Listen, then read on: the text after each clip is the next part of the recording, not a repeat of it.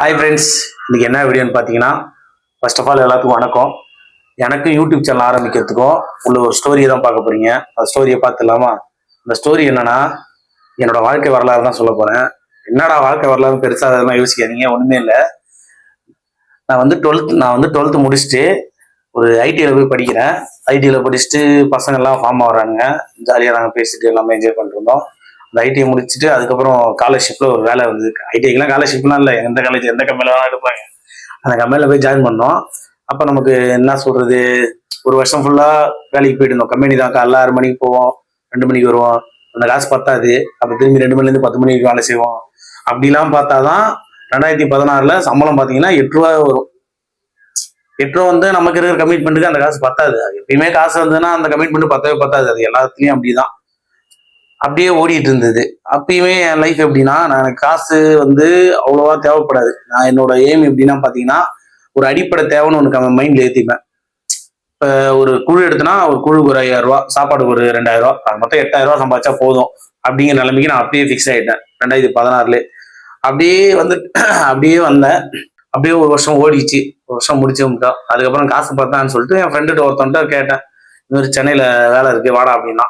அப்படியே அது மூலியமா சென்னைக்கு போனேன். அப்போ கொரோனா ஆரம்பிக்க ஸ்டேஜ் முன்னாடி.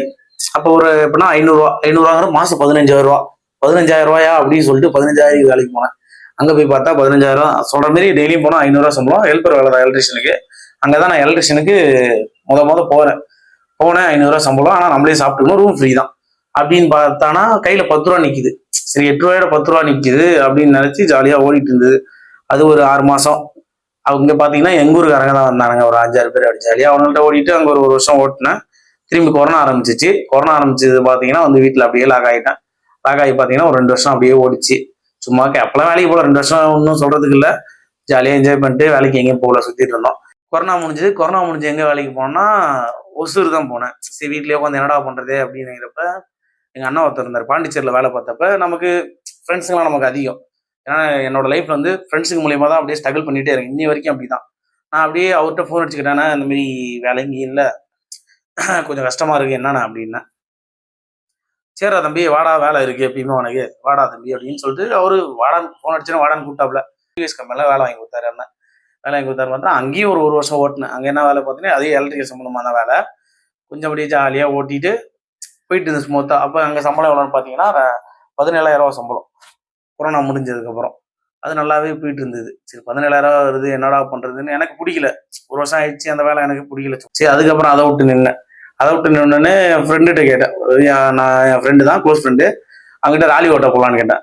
சரி சரி மச்சான் வா என் கூட வான்னு சொல்லிட்டு ராலி ஓட்டம் இட்டு போனான். அப்படியே அவங்க கூட ஜாலியாக ராலி ஓட்டிட்டு கற்றுக்கிட்டு அப்படி இருந்தேன். அந்த வேலையும் எனக்கு செட் ஆகலை. அதுலேயும் பாதிலேயே ஓடிட்டேன்.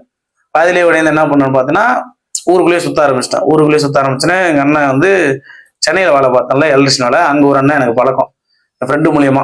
ஒரு நாள் வந்த புதுசாக அங்கே போனேன். அங்கே எப்படின்னா ஒரு நாள் வந்து என்ன ஆயிடுச்சுன்னா, தீபாவளிக்காக பசங்க ஊருக்கு போயிட்டாங்க. எனக்கு அப்போ எலக்ட்ரிக்கல் பேசிக் தான் தெரியும். அப்பார்ட்மெண்ட் எலக்ட்ரிஷியன்ல எப்பயுமே ஆள் இருக்கணும். அப்போ அந்த டைம்ல நான் தீபாவளிக்கு போல, கையில காசு இல்லை, தீபாவளிக்கு போல. இந்த மாதிரி என் ஃப்ரெண்ட் என்ன சொன்னா, நீ வாடா ஒரு நாளைக்கு 1000 ரூபா சம்பளம் தராங்க, சும்மா ஒரு 2 நாள். சரி 1000 ரூபா தராங்களேன்னு அங்கே போனேன். அங்கே போயிட்டு பழகினா அந்த அண்ணன் எனக்கு ரொம்ப பிடிச்சி போயிடுச்சு. அந்த அண்ணன் நானும் ரொம்ப க்ளோஸ் ஆயிட்டோம். அதுக்கப்புறம் அந்த அண்ணனுக்கு ஃபோன் அடிச்சு இந்த மாதிரி வேலை கடை தம்பி வரையான்னு கேட்டாரு. அதுக்கப்புறம் என்ன ஆச்சுன்னு பார்த்தீங்கன்னா, அதுக்கப்புறம் நான் கிளம்பி போயிட்டேன் அவர் கூட போயிட்டுன்னா ஒரு 2 வருஷம் அவர் கூட டிராவல் பண்ணேன். அவர் கூட ஜாலியாக டிராவல் பண்ணேன் ஃப்ரெண்ட்ஸ். ஜாலியாக எப்படி இருந்தேன்னா, கார் இருக்கும், பைக் இருக்கும். இப்போ நம்ம சின்ன பையன் தானே, அப்போ வந்து ஒரு 20 வயசுல என்ன உங்களுக்கு தெரியும், பைக்கு உன் கையில இருக்கும், காரும் உன் கையில இருக்கும். நீ விட்டு ஜாலியாக அவர் கூட காரில் போக வேண்டியதான். பைக் எஃபிசெட் பைக்கு, ஜாலியாக சுற்றிட்டு இருக்கோம். அங்கேயும் நமக்கு ஒரு ஃப்ரெண்டு பழக்கமானாரு. அப்படியே இப்படிதான் போயிட்டு இருந்தேன் என் லைஃப். அப்படியே போயிட்டு இருக்கப்ப திடீர்னு வந்து என்ன ஆயிடுச்சுன்னா, வயசான என்ன பண்ணா, ஒரு பக்கம் நான் லவ் பண்ணிட்டு இருந்தேன். ஒரு பக்கம் என்ன ஆயிடுச்சுன்னா வயசாயிடுச்சு, 23 ஆயிடுச்சு. பொண்ணு வீட்டுல ரொம்ப ஸ்ட்ரகிள் ஆயிடுச்சு. இப்போ என்ன பண்ணாங்க, நீ மேரேஜ் பண்ணி ஆகணும்னு சொல்லிட்டாங்க. வேற வழியே இல்லாம நம்ம என்ன பண்றது, கையிலயும் காசு கிடையாது. நம்ம தான் வந்து முட்டாள்தனமானது. எனக்கு வந்து கமிட்மெண்ட்டுக்கு தான் நான் ஓடுறேன். எனக்கு 10,000 போகுதுன்னா நான் வந்து அந்த 10,000 சம்பாதிச்சுட்டு அதுக்கப்புறம் வீட்டுக்கு அனுப்பிச்சிட்டு மீதி எனக்கு செலவு பண்ணிப்பேன், வெட்டி செலவு. அப்படிதான் ஒண்ணு. சரி என்ன பண்ணணும்னு சொல்லிட்டு கல்யாணம் பண்ண வச்சுட்டாங்க. நானும் கல்யாணம் பண்ணிட்டு என்ன பண்ணணும்னு தெரியாம ஊருக்குள்ள லோக்கல்ல வேலைக்கு போயிட்டுனா சம்பளம் 10ல வர்றது குழுக்கும் அதுக்கும் போயிட்டு இருந்து ஒன்றும் சொல்லிக்க முடியல. சரி பரவாயில்ல, அதையும் ஓட்டுவோன்னு சொல்லி ஓட்டு இருந்தோம். ஒரு வருஷம் இங்கே தான் ஊர் சுற்றிட்டு இருந்தேன் ஜாலியாக. ஒரு இன்னும் மாதத்துக்கு ஒரு 10 நாள் வேலைக்கு போவேன், 20 நாள் அப்படியே சும்மா சுற்றி வருவோம். அப்படி அதை வச்சு ஓடுவோம், வீட்டில் எந்த பிரச்சனையும் இல்லை. ஏன்னா மாதம் மாதம் குழு தானே, குழு அடிச்சிட்டோமா ஒரு 2000 தான் போதும் சாப்பாடுக்கு அதுக்குன்னு. அப்படிதான் ஓடிட்டு இருந்து, இது வரைக்கும் அப்படிதான் ஓடிட்டு இருக்கு. அதுக்கப்புறம் ரொம்ப கடன் அதிகமாயிடுச்சு, கல்யாண கடன் அதிகமானே சரி ரொம்ப அப்புறம் வட்டியெல்லாம் கொடுக்கணும் அப்படிங்கிறப்ப நான் என்ன பண்ணேன், திரும்பி அவருக்கே எங்க விக்கே நினைக்க ஃபோன் அடிச்சேன். அவர் தான் அந்த சென்னையில கார் வச்சிருக்காங்க, திரும்பி அவருக்கே ஃபோன் அடிச்சேன். நான் வேலை வேணும் ரொம்ப டைட்டா போனேன். சேர தம்பி அவர் ஒண்ணுமே சொல்ல கிளம்பி வாடான்னு சொல்லிட்டாரு. அவர் கிளம்பி வாடான்னு சொன்னா ஒரு 16,000 சம்பளம் வாங்கி கொடுத்தாரு. ரூம் அவர் தான், சாப்பாடு வந்து அவர் தான் பாத்துக்கிட்டாரு கொஞ்சம். சரி அவருடைய மறுபடியும் அவருடைய ஒரு வருஷம் ஓட்டினேன். ஒரு வருஷம் இப்போ லாஸ்ட் இயரா அங்கதான் ஓட்டிட்டு வந்தேன். நல்லா தான் போயிட்டு இருந்து. ஆனா ஃபேமிலியா இருக்கிறப்ப செட் ஆகும். சிங்கிளா இருந்தா ஓகே தான், 16,000ங்கிறது நமக்கு வந்து போதுமான ஒண்ணு. அடுத்தடுத்த கமிட்மெண்ட் இருக்குல்ல, அடுத்தது வரையும் போயிட்டு இருக்கு, என்னடா தள்ளி தள்ளி போகுதுன்னு பார்த்து திரும்பி சென்னைக்கு வீட்டுக்கே வந்துட்டேன். வீட்டுக்கு வந்துட்டு என்ன பண்ணணும்னு தெரியாம முழிச்சுட்டு உட்காந்துருக்கேன். பசங்க அப்பதான் நம்ம சின்ன வயசுல இருந்து நம்ம ஊர் ஃப்ரெண்ட்ஸ் எல்லாம் பழக்கம் தானே. அப்ப நான் எனக்கு காசுங்கிற நேரத்துல பிரச்சனைங்கிற நேரத்துல ஒரே ஒருத்தம் தான் நமக்கு தெரியும், நம்ம குமார் தான். அவரு குமார்கிட்ட போயிட்டு ரொம்ப கஷ்டமா இருக்கு குமார், என்ன பண்ணலாம் ஏது பண்ணலான்றப்ப சரி இங்க இருந்து பொழப்பாரு என்னால முடிஞ்சதுக்கு. அவன் கொஞ்சம் என்ன பாத்தீங்கன்னா, அவன் கொஞ்சம் என்னை விட கொஞ்சம் மேல இருக்கிறான். காசை வாங்கிட்டு எப்பயுமே ஓரளவு ஒரு 5,000 10,000 இருக்கும். சரி நான் பாத்துக்கிறேன் ஓரளவு இங்க இருந்து பொழப்பாருன்னு சொல்லிட்டுனா, அதுக்கப்புறம் நான் கொஞ்சம் கமிட்மெண்ட்லாம் அடைச்சிட்டேன். அதுக்கப்புறம் சும்மா சின்ன சின்ன மாசம் கமிட்மெண்ட் தான் இருக்கு, வட்டி கடன்லாம் முடிச்சிட்டேன். ஒரு மாசத்துக்கு ஒரு 7,000 சம்பாரிச்சா போகுதுங்கிறப்ப நான் எலக்ட்ரிஷியன்ல தான் நமக்கு தெரியுமே, இங்க லோக்கல்ல வேலைக்கு போயிட்டு இருந்தேன். லோக்கல்ல மாமா கூட வேலைக்கு போயிட்டு இருந்தேன். அப்படியே ஜாலியா ஓடிட்டு இருந்தது. நம்ம பாத்தீங்கன்னா வச்சுக்கோங்க, நம்ம எதுலையுமே சின்சியரா இறங்க மாட்டோம், ஒரு சின்சியாரிட்டி இருக்க மாட்டோம். நாளைக்கு என்ன வரும் அப்படின்னு நினைச்சு நான் இன்னைக்குமே இருந்தது கிடையாது. இன்னைக்கு என்ன பண்றோம் அதுதான் என்னோட லைஃப்ல. நாளை நினைச்சு நான் எங்கேயுமே ஓடுனது கிடையாது, இப்ப வரைக்குமே அப்படிதான். இப்ப எப்படின்னா ஐயோ ஓடுனா காசு எடுத்து அக்கௌண்ட்ல வச்சுக்கலாம், நம்ம நாளைக்கு யூஸ் ஆகும் அப்படின்னு நினைச்சதே கிடையாது இது வரைக்கும். அப்படிதான் என் ஃப்ரெண்டு சொல்லுவேன், எனக்கு காசுலாம் முக்கியமே கிடையாது, அதெல்லாம் ஒரு விஷயமாடா, எனக்கு அடிப்படை தேவைக்கு தான் ஓடணும். திடீர்னு வருது அர்ஜென்ட்னு போயிட்டு நான் போய் அவன்கிட்ட காசு கேட்பான், அவன் கலாய்ப்பான், உனதான் காசு ஏன் முக்கியம் இல்லை அப்புறம் என்ன மாதிரி என்கிட்ட கேட்கறான். ஆனா திட்டிட்டு உடனே கொடுத்துருவான். இப்ப வரைக்குமே அப்படிதான் போயிட்டு இருக்கு. இப்ப என் லைஃப்ல எப்படின்னு வச்சுக்கேன், என் பிளஸும் என் வாய் தான், 99% மைனஸும் என் வாய் தான். நான் வந்து எப்பயுமே எல்லாத்தையும் ஃபன்னா பேசுறேன். அவங்க எந்த நிலைமையில இருக்காங்க, என்ன சுச்சுவேஷன் மூட்ல இருக்காங்களா எனக்கு தெரியாது. நான் வந்து என்னோட இதுன்னா ஜாலியா கலாய்க்கணும் அவ்வளவுதான். ஒரு டைம் அதை ஜாலியா எடுத்துப்பாங்க, ஒரு டைம் அதை சீரியஸா எடுத்துப்பாங்க. அதனாலே பெரிய சண்டை வரும், பேசிக்காம போயிடுவாங்க. நானும் அதை அப்படி பெருசா எடுத்துக்க மாட்டேன், அன்னைக்கு அப்படின்னு நினைச்சு வந்து படுத்து நேரம் அப்படி பேசுறாங்களேன்னு திரும்பி வந்து பேசுறாங்கன்னா பேசுவோம் அப்படிதான். அப்படிங்கிறப்ப என்ன பண்ணோம், நானும் என் நண்பனும், அவன் ஃப்ரெண்டு இப்ப எங்க குமாருக்கு அவன் ஃப்ரெண்டு இருப்பான், அவன் கூட படிச்சவன். அவன் படிச்ச ஒரு கடை இருக்கு, குஷி மின்சர்னு சொல்லிட்டு, அந்த கடைக்கு போறோம். அந்த கடைக்கு போறீங்கன்னு பாத்தீங்கன்னா, அவன் ஒரு கடை வச்சுன்னா ஆடு போட்டிருந்தப்ப என்ன பண்ணான்னு பாத்தீங்கன்னா, அவன் ஒரு இன்ஸ்டா செலிபிரிட்டி கூட்டிருந்தான், ஆடு போட சொல்லியிருந்தாப்புல. அவங்க என்ன சொல்லியிருந்தாங்க, ஆடு போட்டு தரேன்னு சொல்லிட்டு, அதுக்கப்புறம் அவங்களுக்குள்ள என்ன பிரச்சனை தெரியல, ஆடு பண்ண முடியாது அப்படின்னு சொல்லிட்டு போயிட்டாங்க. அதுக்கப்புறம் என்ன பண்ணலான்னு பார்த்தா, இவன் என்ன குமாரு என்ன சொன்னான், இதான் வாய வச்சு சும்மா லடலடன்னு பேசல, சும்மா ஏதாவது பேசு அப்படின்னு சொல்லிட்டு சும்மா ஆரம்பிச்சு விட்டான். எனக்கு விருப்பமே கிடையாது, இதெல்லாம் ஒரு வேலையாடா எவன்டா செய்யுது அப்படின்னு சொல்லிட்டு நான் கலாய்ச்சி சிரிச்சுட்டு வந்தேன். இல்லை நீ எனக்காக பண்ணி தான் ஆகணும்னு சொல்லிட்டோம்னா, நானும் சரி சும்மா பண்ணுவோன்னு சொல்லிட்டு பண்ணேன். சும்மா ஒரு விளம்பரம் போட்டேன் அதுதான் ஃபர்ஸ்ட் ஆடு. இதுக்குள்ள தூண்டுதலுக்கான காரணம் முதல்ல யாருன்னு பாத்தீங்கன்னா குமார் தான். அதுதான் என்னோட ஆடு கூட. நான் போயிட்டு என்ன பண்ணேன்னு பாத்தீங்கன்னா, சட்டை வந்து அவனும் எனக்கு ஃப்ரெண்டு தான், இவன் மூலியமா அப்பப்போ வருவான், ஜாலியா அப்படியே என்ஜாய் பண்ண வருவானுங்க, வீக்கெண்டனா அப்படியே ஜாலியா போயிடுவானுங்க. ஆடை ஒண்ணு போடுறா அப்படின்னாங்க. சரிடா என்ன பண்ணணும்னு சொல்லிட்டு போனேன். சும்மா அவன் சொல்லிட்டான் என்கிட்ட, நீ வந்து சும்மா விளம்பரம் பண்றவே பண்ணாதான், நீ எப்படி பண்ற சும்மா கேஷுவலா பண்ணு அப்படின்னு. நம்ம தான் தொண்டை தான் கரகரன்னு கத்துவோமே, அதுதான் நமக்கு பிடிக்கும், எப்பயுமே கத்தி பேசி தான் பழக்கம். நான் ஒண்ணு சட்டை பேண்ட் அது நான் ஆஃபர் போட்டிருந்தேன். போட்ட உடனே என்ன பண்ணா, அவன் கொடுத்த இன்ஸ்டா செலிபிரிட்டி ஷேரை விட எனக்கு வந்து எப்படின்னா அவருக்கு 100 ஷேர் தான் போச்சு, அன்னைக்கு வந்து 550 ஷேர் போச்சு. அப்படிங்கிறப்ப இவன் என்ன நினைச்சான்னு தெரியல, இல்ல இவன் வச்சு பண்ணா நம்ம உருப்பிடலாம் அப்படிங்கிற நோக்கத்துல என்னை வச்சு பண்ண ஆரம்பிச்சு. அடுத்த ஆடு நல்லா தான் போயிட்டு இருந்து, எனக்கு விருப்பமே கிடையாது, இப்படி ஓடிட்டு இருக்காது, சும்மா என்ன பண்ண போற அப்படின்னு சொல்லிட்டு மைண்ட் வாஷ் பண்ணான். இல்லடா எனக்கு விருப்பமே இல்லைன்னா, சரி உனக்கு விருப்பம் இல்லை சும்மா பண்ண அப்படின்னா. சரி இவன் குமாரும் நானும் அப்படியே சும்மா ஒரு சேனல் ஆரம்பிச்சோம். சேனல் ஆரம்பிச்சது பாத்தீங்கன்னா டியூபைட் காய்ஸ் ஒன்று ஆரம்பிச்சோம். சும்மா ஆரம்பிச்சதுதான் இதெல்லாம் இதுக்கு விதை போட்டவராருன்னா அவரு தான், மிஸ்டர் புகழேந்தி தான். சும்மா ஒரு ஆட் பண்ண போய் சரி இல்லை நீங்க பண்ணுங்கடா நான் இருக்கேன் அப்படின்னு சொல்லிட்டு பண்ண வச்சான். அப்படியே உட்காந்து நமக்கு தான் வேலைக்கு போறது அதெல்லாம் நமக்கு நாலேஜ்லாம் இருக்காது. நம்ம ஏதாவது தான் சொல்றல, ஜாலியா கலாய்க்கிறது ஏதாவது திங்க் பண்றதுன்னா நமக்கு பிடிக்கும். அப்படிங்கிறப்ப நான் முத ஒரு ஸ்டோரி எழுதுறேன். பெரிய டைரக்டர் எல்லாம் நினைக்காதீங்க, ஒரு ஸ்டோரி ஒன்று எழுதுறேன்.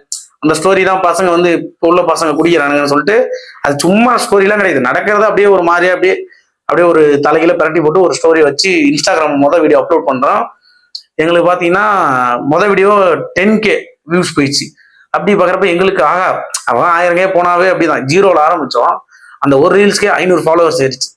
அப்போ அப்படிங்கிறப்ப எங்களுக்குள்ள இன்னும் ஆர்வம் அதிகமாக வந்துருச்சு. ஆர்வம் அதிகமானோடனே நாங்கள் எல்லாம் ஒன்று ஒன்றா அடுத்து யோசிக்க ஆரம்பிக்கிறோம்.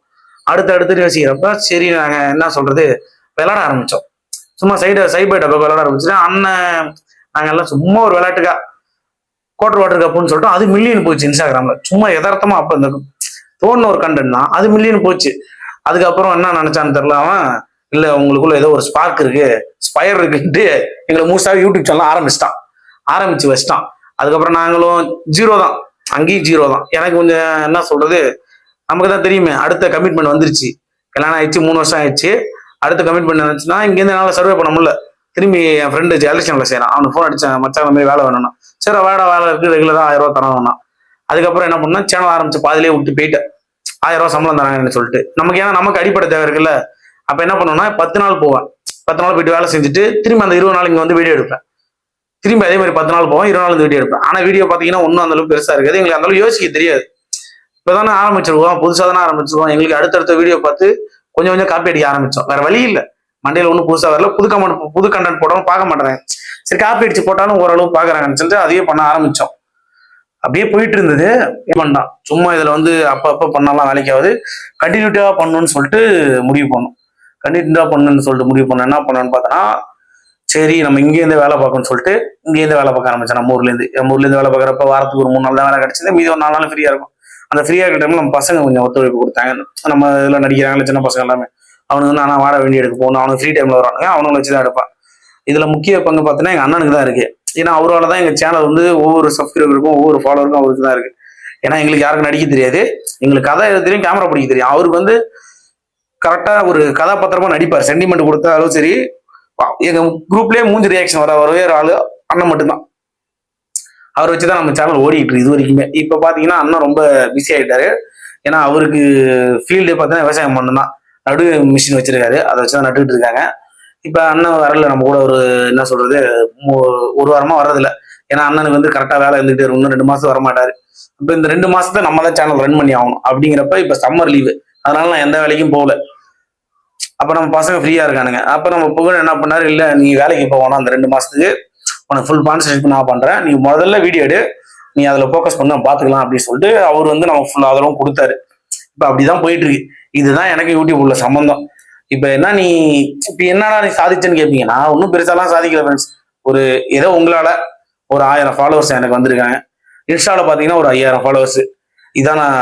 இதுதான் நாங்க எல்லாம் சாதிச்சது. இப்ப எனக்கு வந்து பெருசா ஒண்ணு இந்த மத்த யூடியூபருக்குலாம் வந்து சொல்லுவாங்கல்ல அசிங்கப்படுத்தினாங்க, கஷ்டப்பட்டாங்க, அப்படிலாம் எனக்கு இது வரைக்கும் யாரும் சொன்னது கிடையாது. எங்க பசங்களுக்கு யாரும் சொன்ன இது வரைக்கும் நல்லா தான் பண்றீங்க, நல்லா பண்ணுங்க அப்படின்னு தான் சொல்லியிருக்காங்க. அதனாலதான் நாங்களும் ஏதோ பண்ணிக்கிட்டு இருக்கோம். உங்களால முடிஞ்ச ஆதரவு எங்க சேனலுக்கு கொடுங்க, ரொம்ப நன்றி.